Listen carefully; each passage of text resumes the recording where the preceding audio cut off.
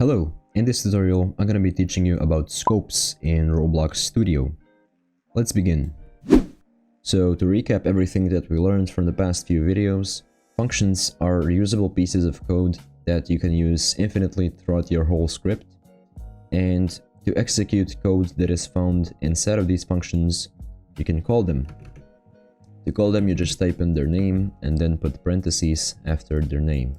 This way you're executing the code that is found inside of these functions. And you can also send values to this function with parameters. So these are the sending parentheses and these are the receiving parentheses. We've talked about that. So you can send any value over and you have to define a parameter up here. And now with this parameter, you can do anything with it inside of this function, and you can change the parameter and then return it. So that's basically everything about functions, plus some minor features that I've talked about in my previous videos. So if you're interested in that, then check that out. If not, this should be enough for this tutorial.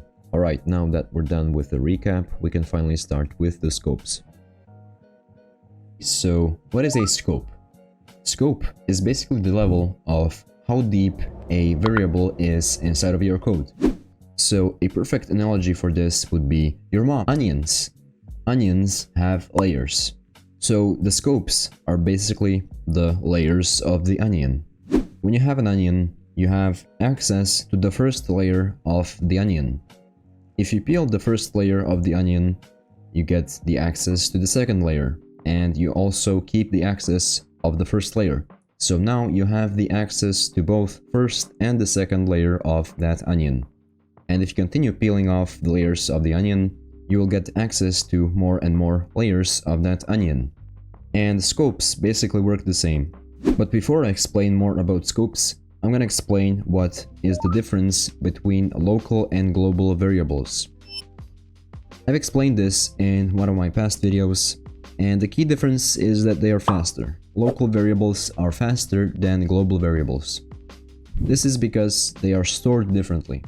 So for the script to be able to access global variables from anywhere, they are stored in hash tables, while local variables are stored in your PC's memory. And for the hash table to be accessed, it takes more time than to just read it from your CPU or wherever it's stored. But I'm not gonna explain what hash tables are in this video because that's gonna be far out of scope for the beginner series. But if you're wondering how that works, I can explain it in another video. And another difference is that they can be accessed differently.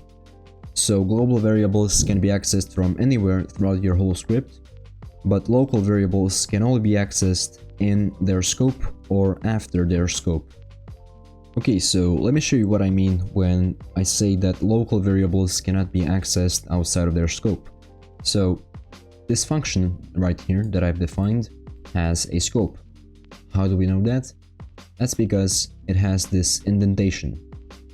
So indentation is basically this space right before you write anything. This is a tab. It's when you press tab on your keyboard, it basically makes this indentation.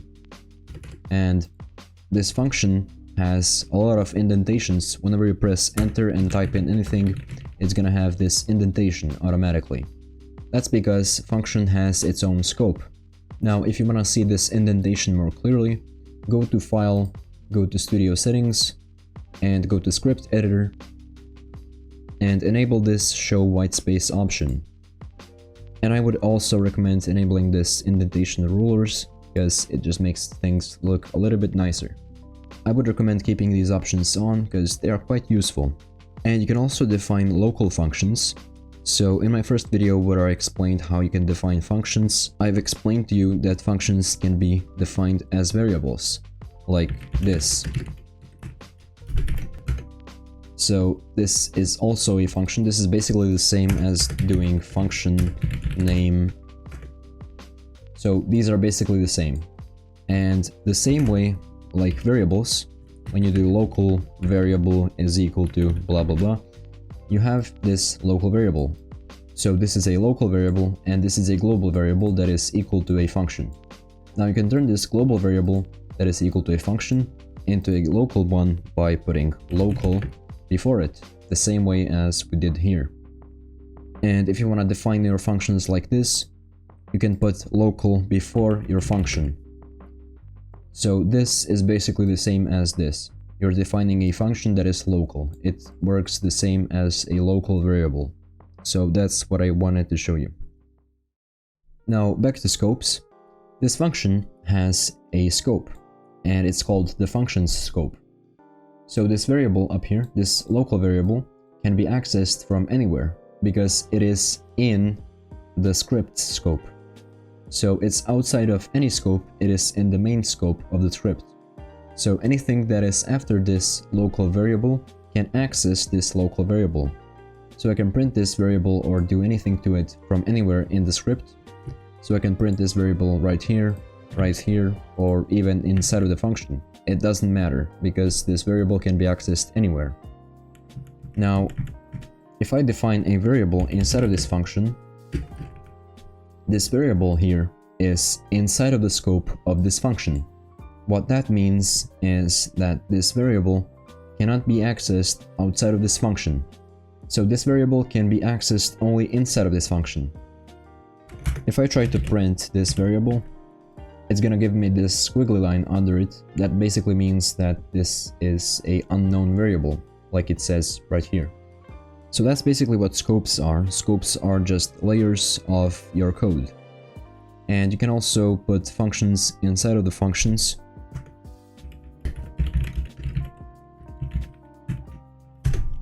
So I didn't explain that you can define functions inside of the functions. I've just explained that you can call functions from another function, but this is basically a recursive function. You don't have to know anything about this for now. I'm gonna explain this in my future advanced videos because this is a little bit too complex. But I'm using this for this example because this shows you that you can have multiple levels of the scope. So this local function right here has created this another indentation, and if I define a local variable right here, only this second function can access this local variable. But what's interesting is that this second function can access this variable right here inside of this first function. I can print this variable without a problem because it is above the level of the scope of this function. So that's basically what scopes are. But if I were to change this y variable from local to global, things will change a bit. As you can see, the underline from this print function has disappeared. That means that this y is now accessible from outside of this function. And that's basically what global variables are used for. But in this case, you don't really have to use a global variable for this. You can instead return this y, or you can define a local variable up here and don't set the value of this local variable. And now you're just setting this value of the local variable. So this way you're not using any global variables. It's just a bad practice to use global variables because they are slower, and there's a few more little reasons why they shouldn't be used. So I just recommend that you should just use local variables instead. And for the last part of this video, let's talk about shadowing. So let's define a variable and let's define a function. And lastly, let's print this variable. So this just prints 10 because this variable is equal to 10 and this function doesn't change anything yet. And now let's define a variable that has the same name as this variable up here inside of the function. So this is interesting. In my variables video, I've explained to you that whenever you put a variable name, equal sign, and then value, you're either creating a global variable or you're changing an already existing variable.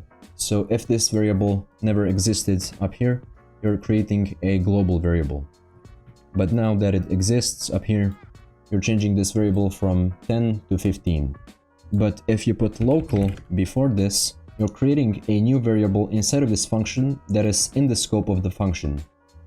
So this variable is local to this function. And if I were to print this variable inside of this function, it's gonna print 15. But this is unchanged. This variable is unchanged because this is a new variable. This doesn't affect the previous variable.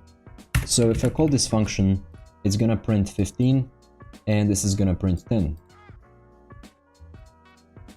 As you can see.